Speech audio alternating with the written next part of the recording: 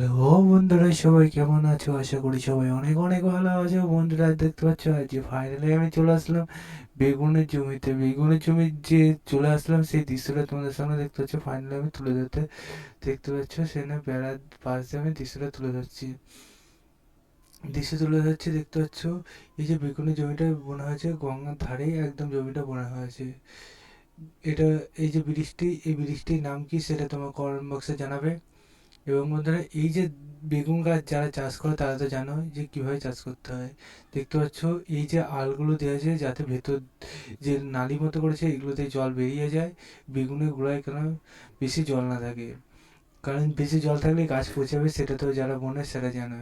দেখতে পাচ্ছ, এই যে বেগুন গাছগুলো আছে সেগুলো অল্প অল্প অঙ্কুর ফুটেছে, সেগুলো দেখতে পাচ্ছ কিছু কিছু ফুল এসেছে। এখনো পুরোপুরি ফুল আসেনি, কিছুদিনের মধ্যে ফুল আসবে।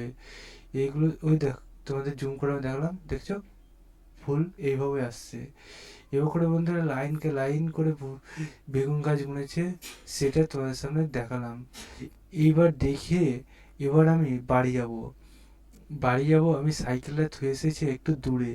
সেই দূরে সাইকেল থুয়ে এসেছি, সেই সাইকেলটা নিতে আমি চলে গেলাম। দেখতে পাচ্ছ যাচ্ছি, এবং মাঠে দেখতে পাচ্ছ গরু মোষ চড়ছে, সেটাও তোমরা দেখতে পাচ্ছ। এখানে সাইকেল আমি থুয়ে গেছিলাম, সাইকেলের কাছে প্রায় আমি চলে এসেছি।